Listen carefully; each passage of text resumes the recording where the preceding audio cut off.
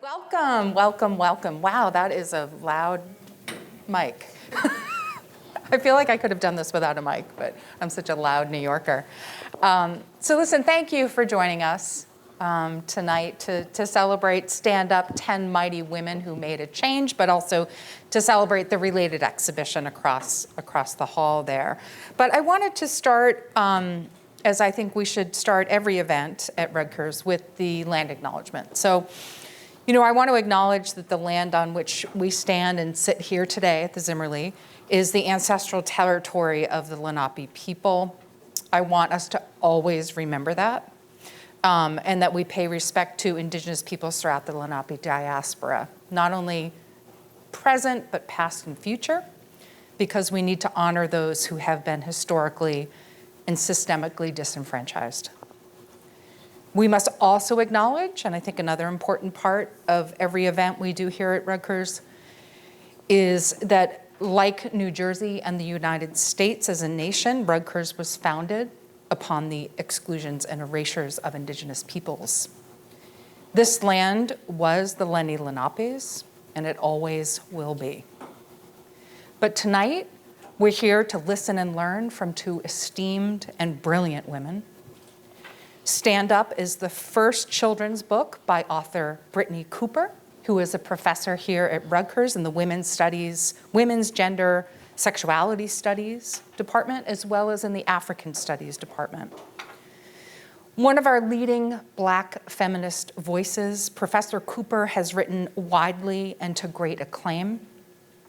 From her best-selling book called Eloquent Rage, which is subtitled Black Feminist Discovers Her Superpower.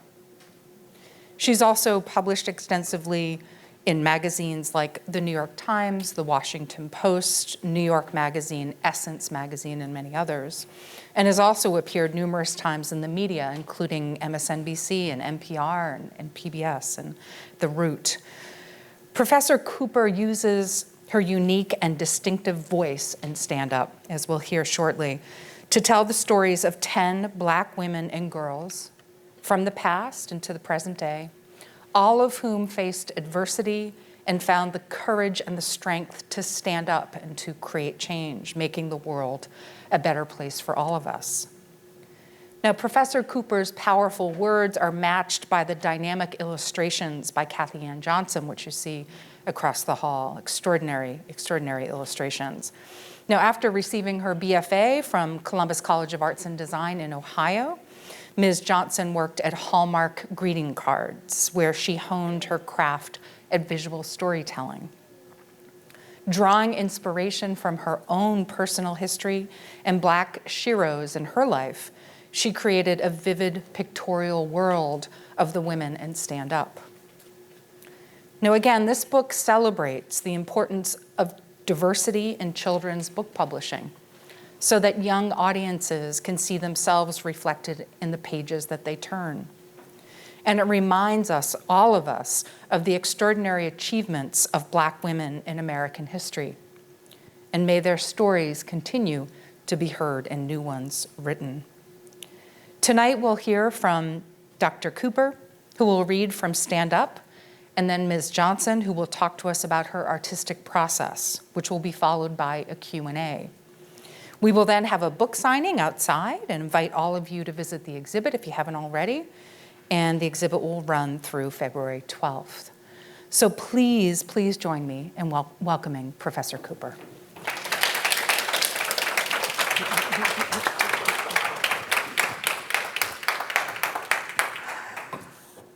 Wow, thank you all for coming. Hey, friend. It's my Wonder Twin. Okay. Let me take a moment of being personal to say that this book means a lot to me. I have not been in New Jersey since July. My mother is in the hospital. She is doing better and will be fine.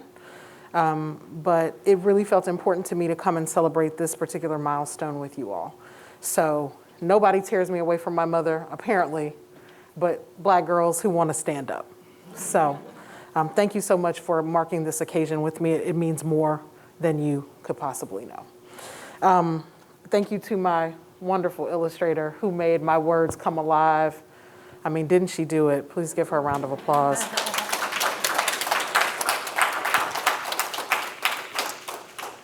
And thank you to the Zimmerly Art Museum for always being supportive of all the kind of troublemaking that I'm trying to do around here.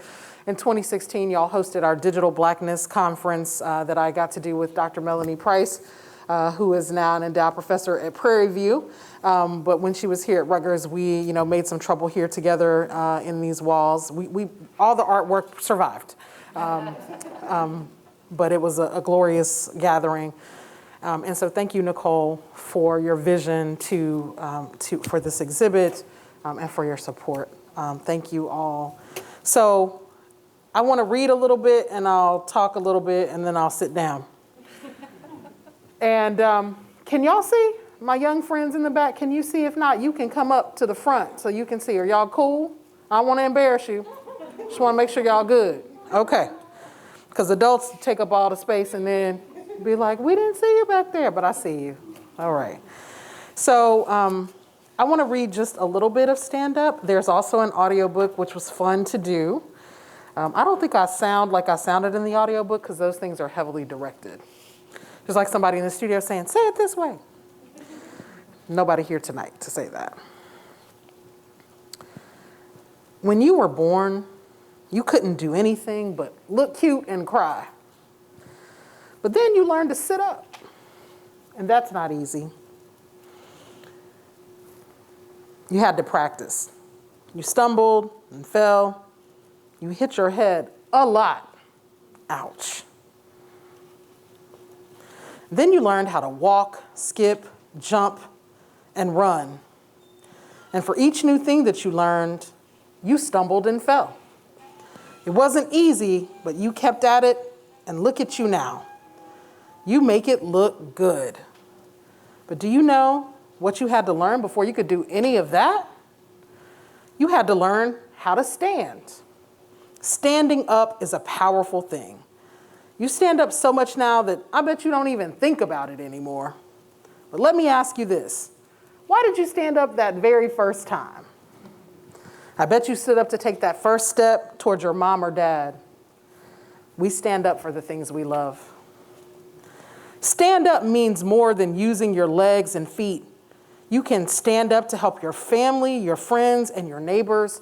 You can stand up for what you believe. If you stand on your feet, you'll be a few feet taller. But if you stand on your beliefs, you will be mighty. Listen, and I'll tell you the story of some mighty women who stood up and changed this world. Mum Bet was born into slavery in Massachusetts around 1744. And you're going to get to see some of the illustrations when Miss Cathy Ann comes up. So I'm going to let the woman who gave life to the words do it for you in a bit. Mum Bet was enslaved her whole life. But after the American Revolution, she went to a public reading of the new Constitution. She heard the words, all men are born free and equal. So she thought to herself, why not me? Mum Bet took her owner to court. She asked the judge if the Constitution was just a bunch of pretty words or if it actually meant what it said, and she won. That's how she became the first enslaved person to be freed in the new country known as America, the land of the free. Mum Bet stood up by demanding her rights. Ida B. Wells was a writer.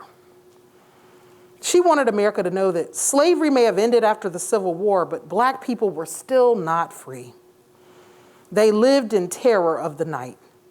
That's when racist cowards hid their faces and brought ropes and torches to let Black people know what would happen if they stood up or spoke out. But Ida refused to be silent. In the 1890s, she started her own newspaper to tell the world about the terror in the night. Angry mobs destroyed her office and smashed her printing press, but Ida refused to back down. She traveled the country speaking and writing and organizing protests, letting racists know they could never hide from her pen. Ida B. Wells stood up by speaking out.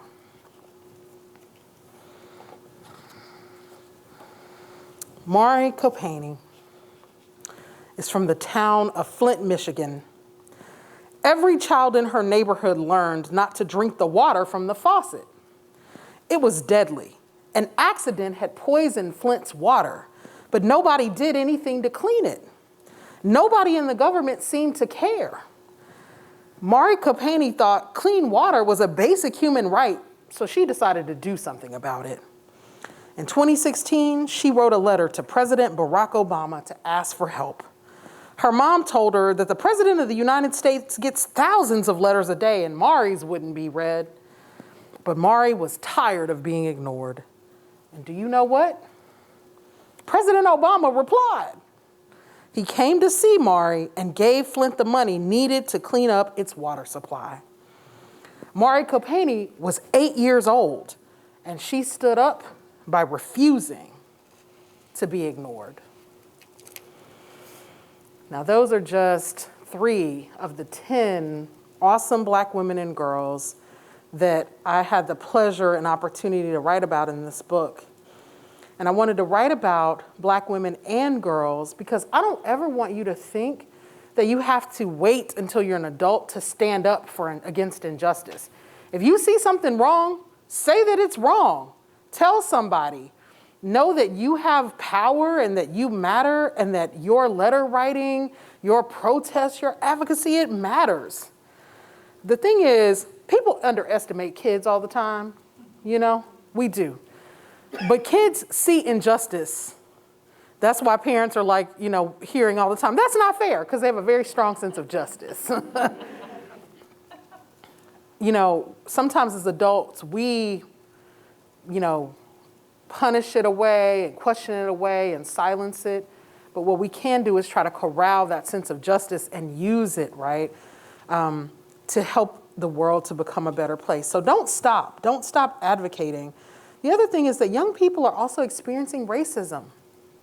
I was 8 years old the first time a little girl, one of my white friends at school, came by and she invited everybody to her birthday party in our little friend group but me.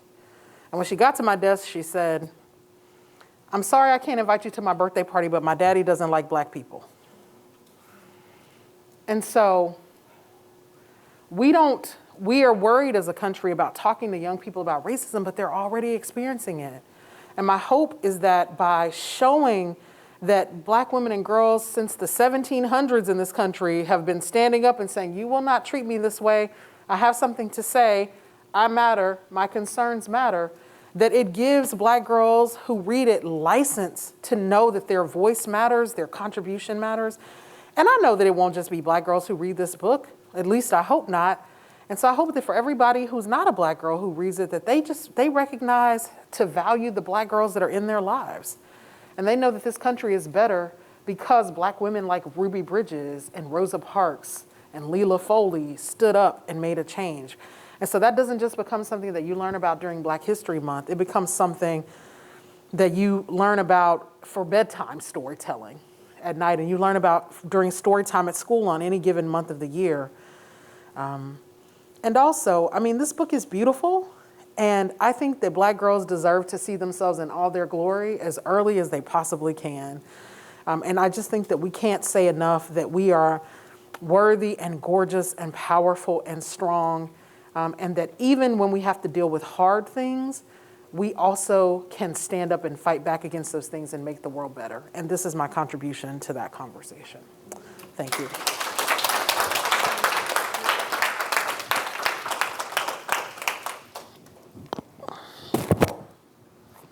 Hello, everyone. Can you hear me? First of all, I want to just thank the Zimmerman Museum for allowing me this opportunity to share.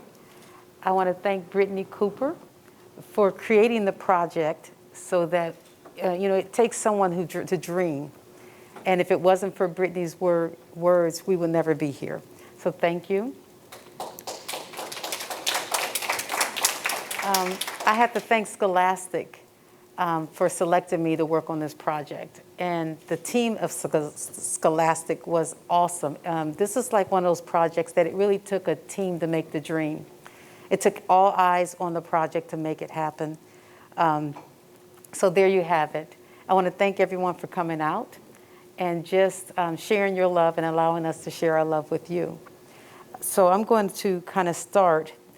I guess first I should talk about how I got the job, stand up.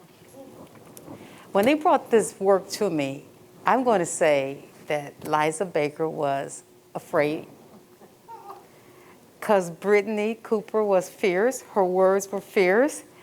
And I mean, to the point when I said, wait a minute, why are you choosing me for this job? And they said, because we looked at your work and we think you're a producer. And we think that you go beyond just being an illustrator. You can look at the work and actually art direct while you paint.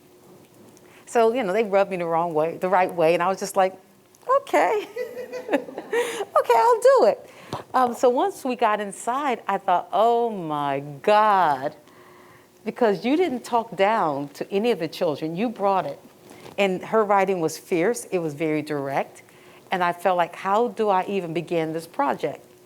So when I go through some of the illustration that you'll see, it'll kind of explain how I had to begin this project. And then we had a deadline, was what, 3 or 4 months? Very quick deadline, so we had to move very fast. So I had to trust the art directors and the designers to kind of help me pull this project together. So the first piece, Mumbet, I wanted to show you this piece because she's one of my favorite. And I'm going to show you some of the pieces that came back because they felt like they were a little angry and I had to soften some things up. And many of these characters, I didn't know who they were.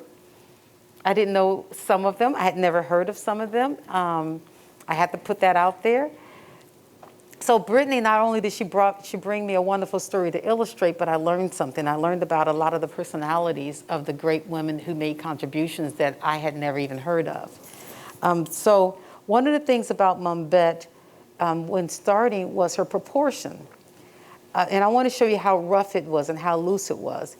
I was at the Vatican at the time when I started sketching Mumbet, and the Vatican, COVID was happening. And one of the things that it dawned on me while I was sketching these illustrations was, I am making history while I'm sketching history. I'm a Black woman who came from the inner city, and I never thought I would be sitting in such a beautiful place, creating images of these great Black women. And that meant everything to me. There were times where I did get emotional. There were times where I put my sketch pad down and I touched everything. I was just telling someone this evening that if you take a blue light, it has all my fingerprints in the Vatican. I was touching everything, you know, I wanted to rub off. So Mumbet, if you look in the top, the center, and you see how angry she was, I don't know if that was a reflection of how I was feeling as growing up as a Black woman in America. How I was feeling that in Italy, I'm Black. In America, if you're being polite, I am African American. If you're being casual, I'm Black American. But I'm never just American. And so I don't know if some of those things came out in this book, but sure enough, some of those were there. And this was one of the sketches that they asked me to pull back on. So if you see the lady in the very top to the right, that's the solution in terms of me going back and do some revisions on Mumbet. But it was also important for me to have her as a strong, hefty woman, you know, so that we know we all don't come in the same size. And there's something very proud about her proportions for me. So it was I want her feet to be big, her head to be small. So I really got a chance to really explore proportions with Mumbet. The next one I'm going to show you is just how rough the sketches were in terms of just taking them to the staff and saying, okay, let's talk about this. All my projects are different, but this one was different in that I couldn't just go in and sketch. I had to just get it out for discussion. And here's a discussion piece with Rosa Parks. And later we found out that we wanted to add Claudette Colvin to this page. So just so you can kind of, those who want to be artists or young artists in the audience, I want you to understand that all the pictures, all the drawings aren't pretty. Some of the drawings are very rough and it's just in your head and you got to get out on the paper. And then it comes to what I call my character auditions, because my characters become real to me when I start drawing them. And so Claudette Colvin was such a challenge, because here you had this young girl. She may have more of a mature body than the other children, but she was still a child. And when she was approached as if she was an adult. So how do I design this character so the viewer know that, yes, she's mature, but she's still a child? So then I play with a lot of different sketches, and one of the elements that I utilize to try to give an indication of her age is the saddle shoes and the plaid skirt. So that's that, and then here's the finished piece. So you have Rosa Parks and Claudette Colvin on one page. This next page, I guess, is out of order, but I'm going to take the opportunity to thank the people personally with it. So you can see those names are Brittney Cooper. Don Bew was the designer of this project. He was also the art director. Cathy Ann Harris is the creative director for Scholastics. She was fabulous to work for. Liza Baker is the editorial director. And we know Claire Morantz. She's my agent for Painted Word. And I want to thank the Zimmerman team for all their hard work. They put in a lot of work, and everything that you see across the hall was all done remotely. I want to say that this book was designed remotely. I was in Rome, and we had lots of Zoom. And so that's history in itself. That's the new way that we're working. So I feel very proud to be able to say that such a wonderful product came out of working internationally. There's also another point I want to say to all of my young people out there. You can make your place. You can make your place wherever you want it to be. It doesn't have to be in the United States. It can be anywhere in the world. I work all over the world now. I've been to Germany. I've been to Spain. I never saw myself being anywhere but on 1513 Kilmore Road in Columbus, Ohio. And that's the truth. But when you dream, and you dream big enough, you get out of that gray box. And once you're out of that gray box, you never want to go back. I've had people say, you want to come back to corporate America? Once I go into the office, I'm just like, I just can't go back to that gray box. So that's a little bit of the story I want to tell there. And then I'm going to go back to these rough sketches, these rough things that are in your mind. They may not always seem pretty, but they convey the message that you want them to convey. So this is one of the pieces that I showed, Scholastic, very rough, very simple. It wasn't used. So everything you do in life is not going to be used. It doesn't mean it's not good. It doesn't mean it's not valued. It just means it wasn't used. But this is a piece that I really loved, and I really wish we could have used it. But you have to. You're working as a team, and so you have to go with the direction of the book. And then here's another piece that's black and white. That I really enjoyed working with. Thank you.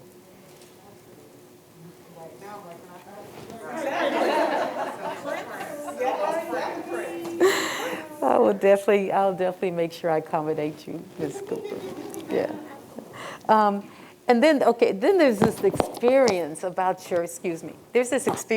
you bringing in your background. Because who you are will show up. What has happened to you will show up. And one of the things is I'm Baptist. My father was a deacon. My mother was a deaconess. We came back from the time where we were a community. We were a village. There wasn't any foster care. The sisters of the church were the foster care. So the strong sisters, the first strong sisters in my life were the women of the church.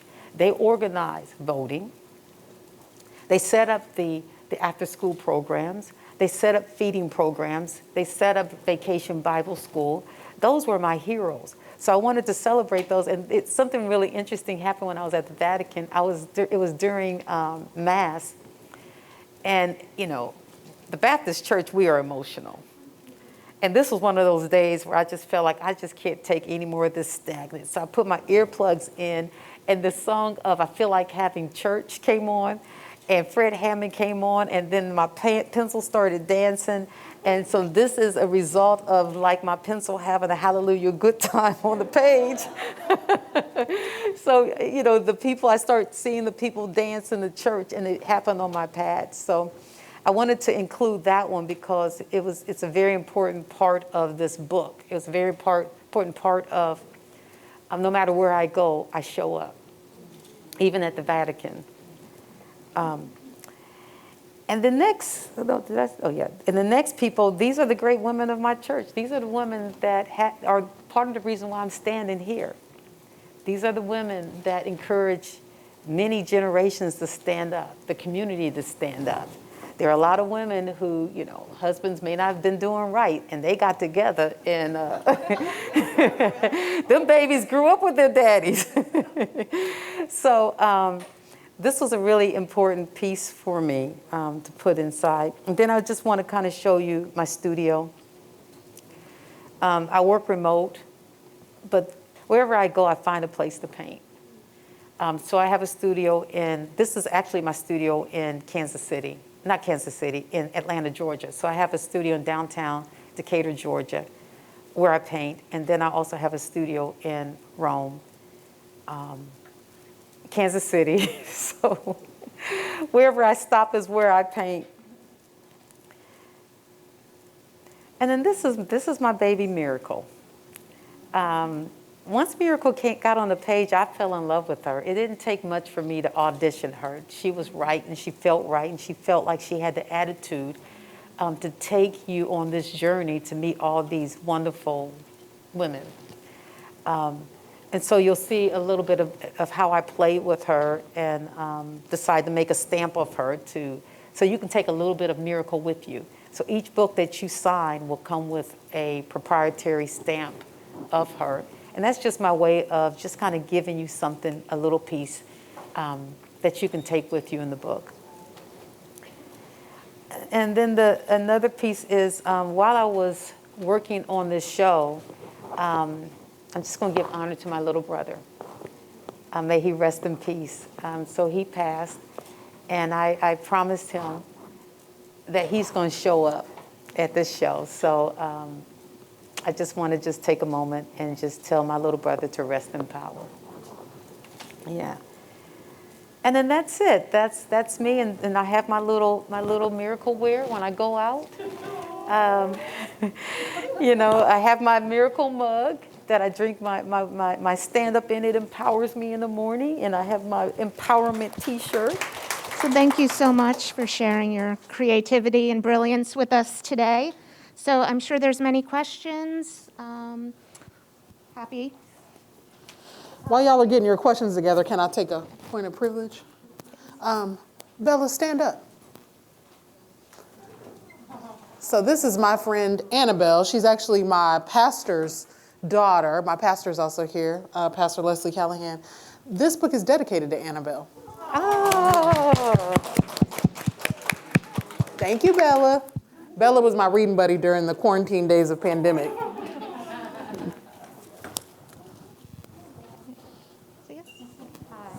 I just wanted to tell you that I just discovered I was doing a project for school because I'm an artist, and I needed to find someone that I admired for their work. And when I started looking for that, then I found your book and you guys and the illustrator, because I like illustration and everything. And what caught my attention was the colors and the form that you use to do the book.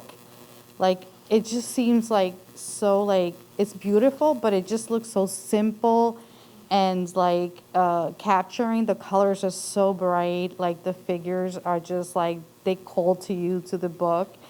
And I started learning about, because I had to do a PowerPoint on the artist and the writer, and discovering more that you've been around for so long. And not been recognized, which I'm like really surprised that it's taken this long maybe to know about you.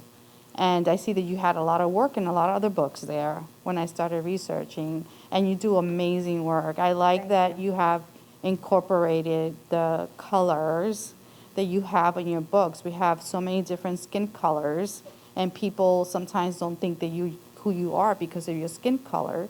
I'm often told you can't be Dominican because I'm white, and that puts me in that situation where the color of my skin matters, and where I'm like rejected from my own people. So I do understand, and my kids also are in like biracial relationships where they call here, but in our country, there's just Dominican, or there's just people. They're not a color of their skin, right? So it's so important. My son, my daughter, they wanted me to find books for them that represent everybody. So this was what I found when I was looking for that. So thank you so much for bringing this book to life, both of you. Yes, thank you.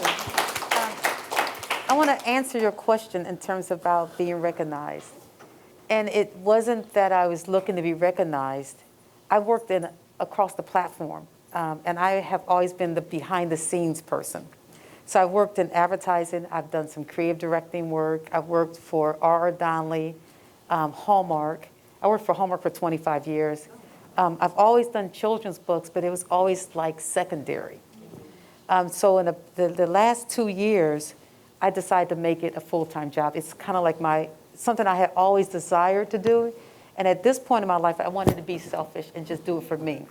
So I've mentored kids, and I've done a lot, and so now it's my time. That's right. Yes, come on.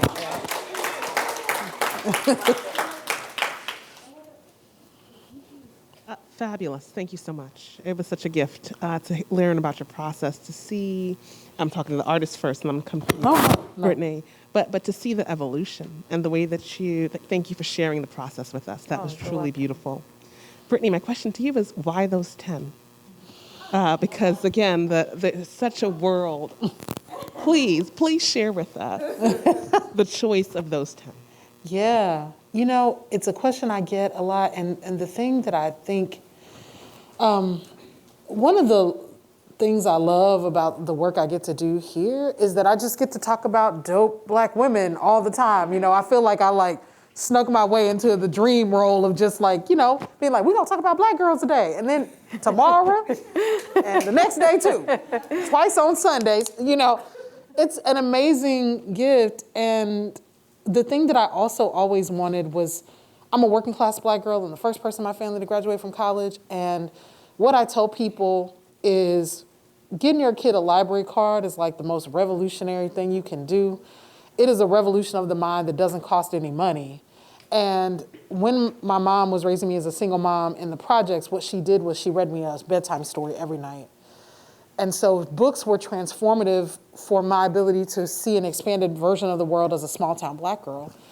And I wanted to be able to always be reminded that even though I'm here at Rutgers as a newly minted full professor,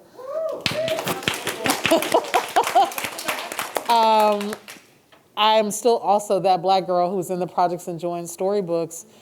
And so one of the things that's interesting about that is, when you become a professor and a critic and all that stuff, you're supposed to find things that are wrong. But I really just love the women I write about. I do. I love them. I don't always agree with them about everything, but I love them. And I'm like a low-key fangirl.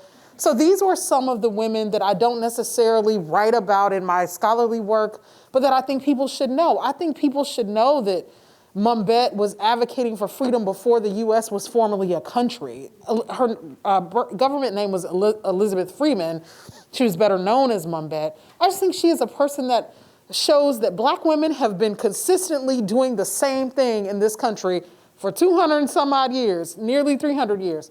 Why not me? You say this is what you're about, why not me, right? You get that with Elizabeth Freeman, Mumbet. You also get it with Mari Copeny saying, I know the president don't respond to everybody, but why not me? Water is a human right, why not me? Because there are Black girls everywhere saying, why not me? Why can't I be treated well? And so everybody that has a little bit of that moxie in their story, Rosa Parks is in this book because she was my introduction to this kind of work as a 4th grader. I read this biography of Martin Luther King. I learned about Rosa Parks, and I went to my teacher and said, can we put on a class play?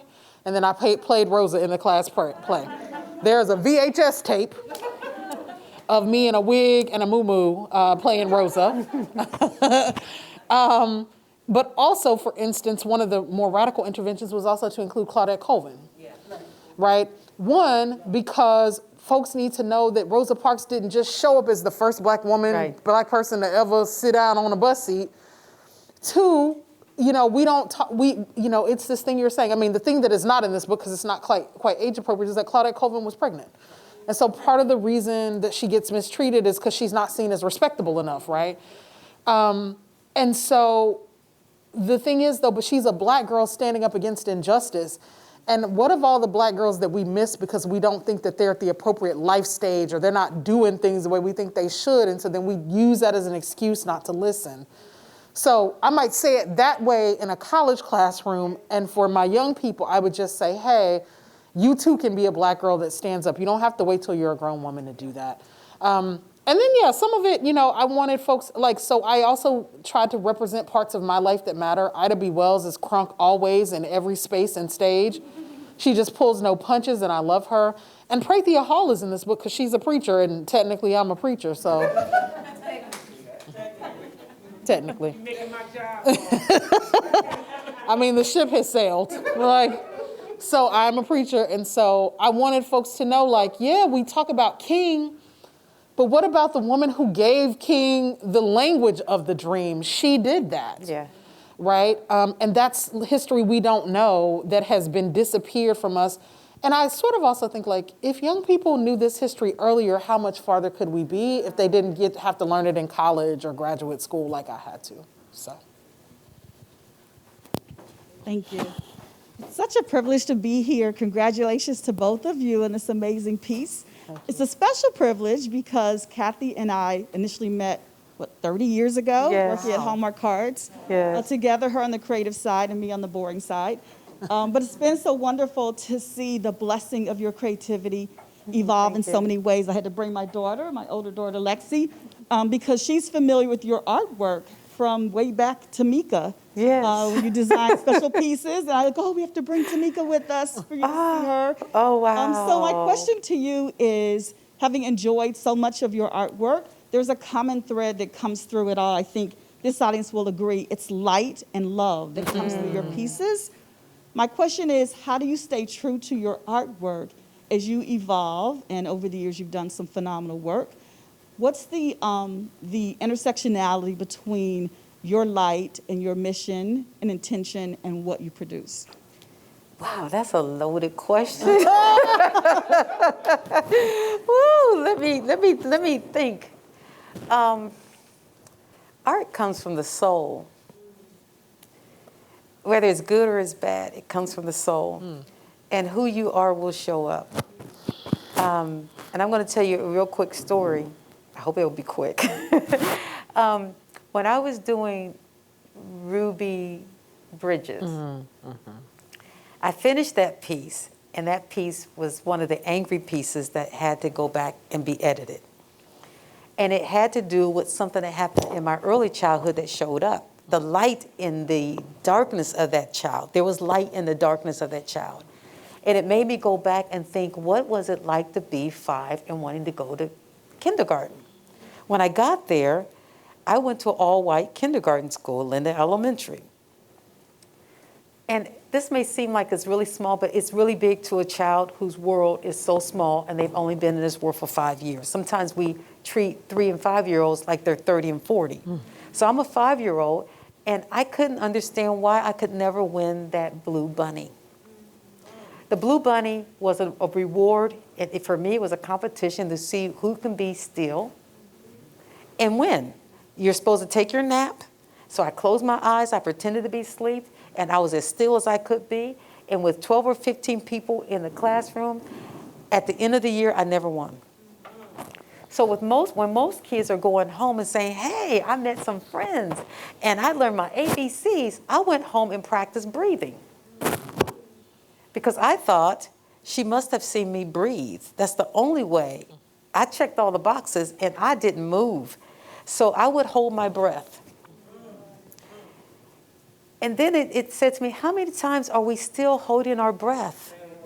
And I'm not just saying for black women, just for all women in general. You know, how many times do we go to corporate America and we say, oh my gosh, I can't breathe. I got gray in my hair. I got to dye my hair so I can be promoted. I can't breathe. And that part of me showed up. And it showed up to the point where it was one of the illustrations that they said, she seemed like she's got some issues. So if you go and you look, I had to repaint another piece, and I had to put a little light in the girl's eyes. But to answer your question, it all comes from that download, whether it's good or it's bad, you know. Yeah, Yeah. that's right. Yeah.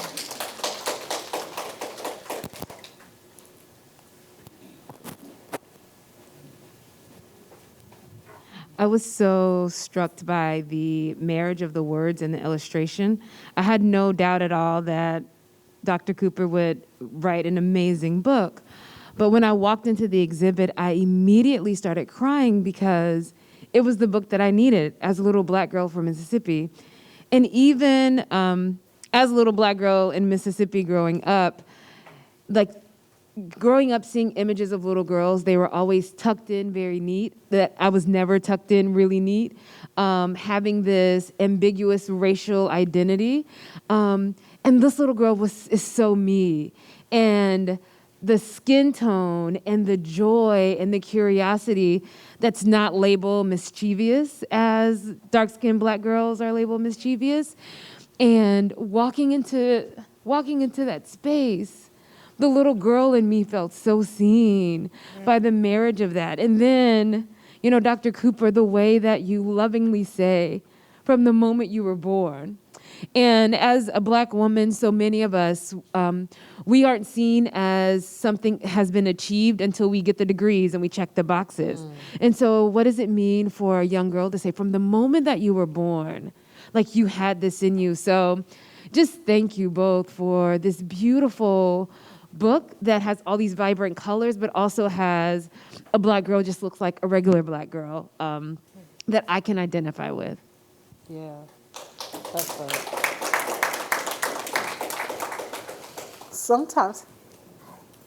Sometimes, you know, I mean, I hope you know that it really, you know, it's a gift to be able to make people feel seen.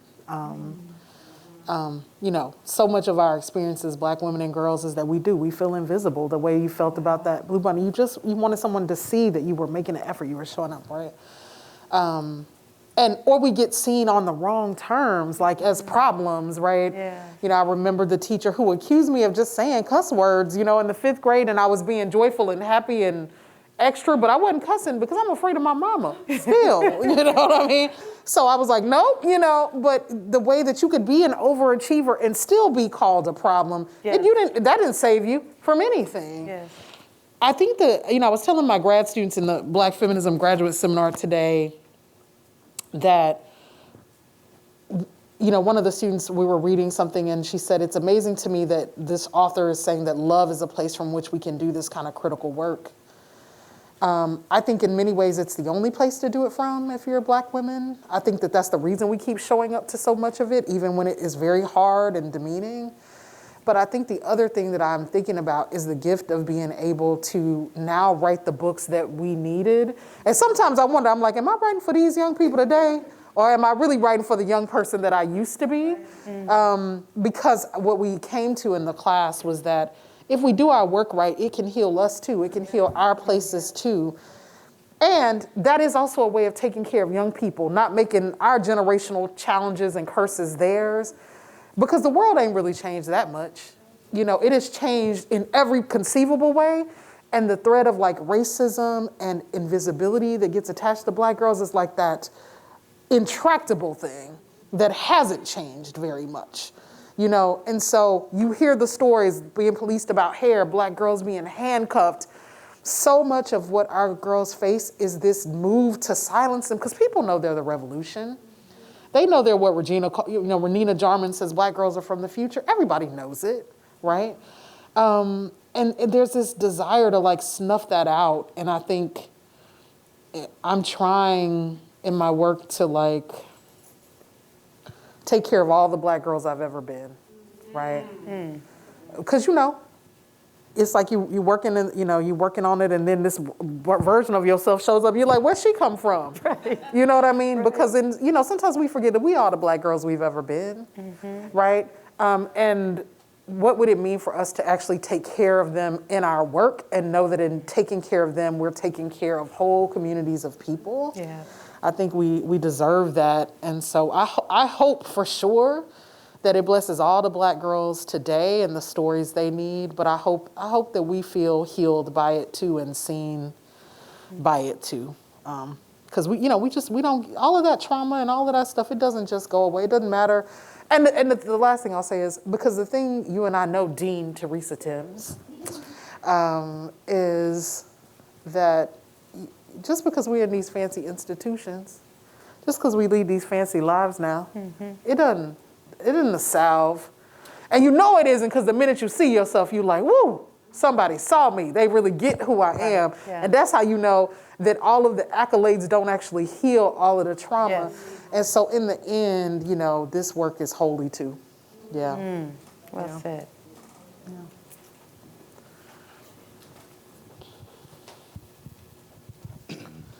So I have the pleasure of actually being raised by this woman.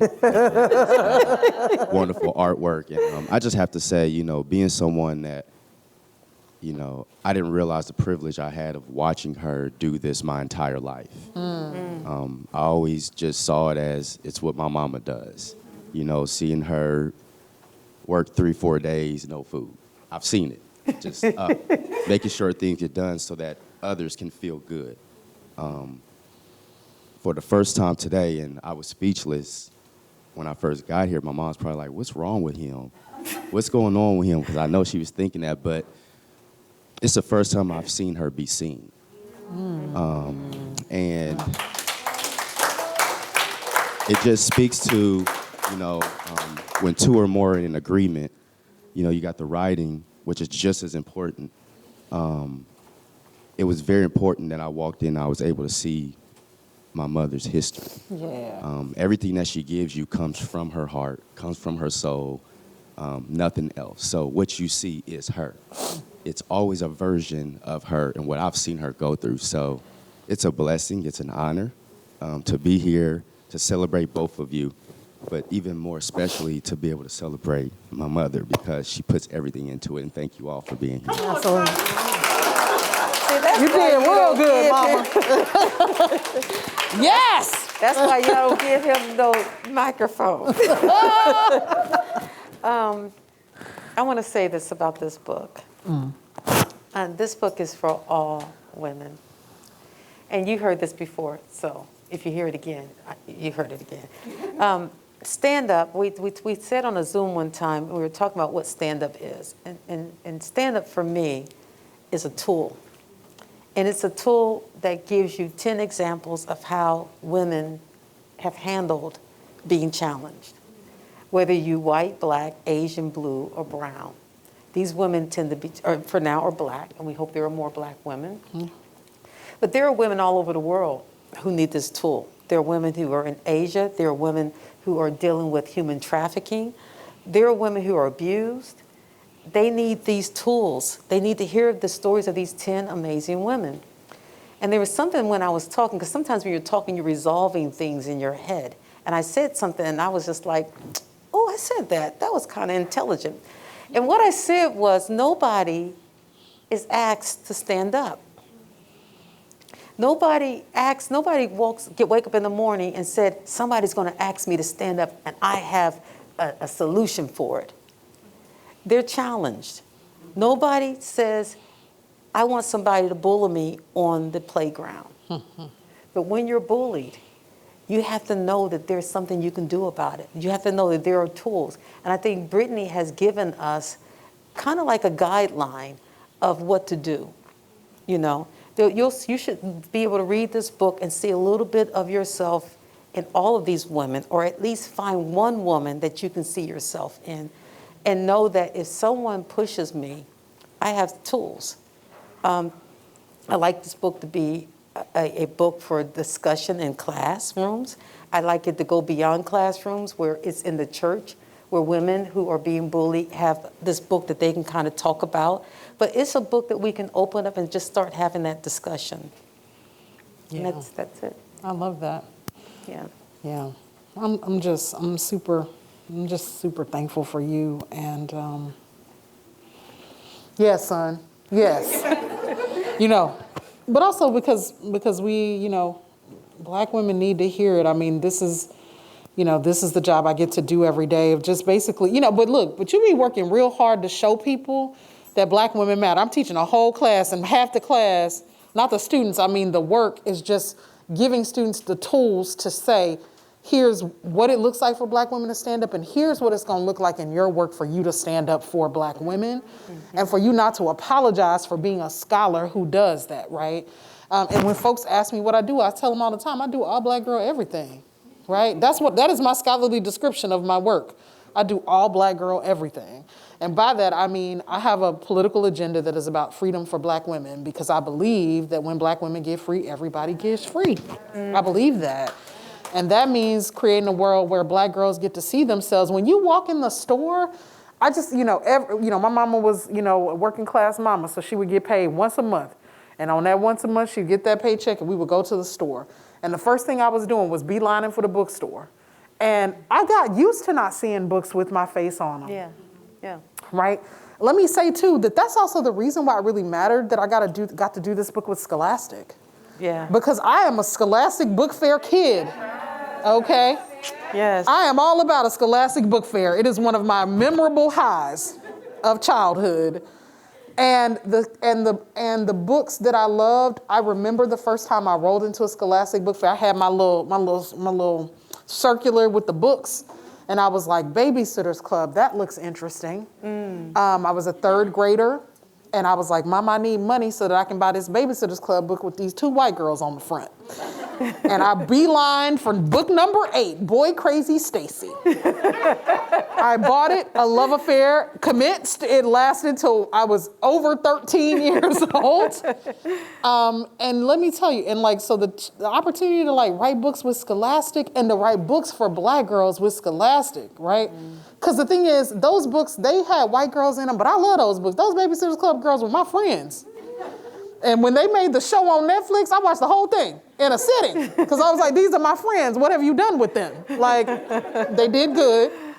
Because I know that young people are also building relationships with books. And if young people read my stuff, and 20 years from now, 30 years from now, they I saw that Brittney Cooper book, and I saw myself, then, that will be a supreme honor. Because just like I remember that Babysitter's Club book, I also remember the first time I saw a Mildred Taylor book. I remember the first time I saw Roll of Thunder, Hear My Cry. And so I want Black girls to roll into the bookstore and be like, that one. She looked like me. Yeah. Right? That is, the ability to have that. Everybody doesn't get that. And we have to change that. We need a world where every kid rolls into a bookstore, whether they're a kid with a disability, whether they're, whatever their racial background, class background, and they see a book and something about it says, that looks like somebody, that looks like me. Yes. And I think that you're part of that revolution. And I'm glad for this first, look, I'm just getting started, but you've been doing this. So thank you for this. And, and my team at Scholastic is here. And my beloved agent, Tanya McKinnon, is here, who basically was in my ear saying, you need to write children's books. Could you please stand up, Cathy Ann? Yes. They all know who you are. Creative director of Scholastic. Thank you, Cathy Ann. She's the creative director, and she held our hands through this project. Yes. She became mama in the project, and we spent many hours of Zooming and calling and discussing and talking about what you're about to see in the next room. So, Patty, thank you so much. Yeah. Oh my goodness, it's so good, it's so good. And thank you, Tanya McKinnon, for always getting me into all kinds of shenanigans, including this one. Oh my goodness. Can we have another round of applause for Brittney and Cathy Ann? Thank you.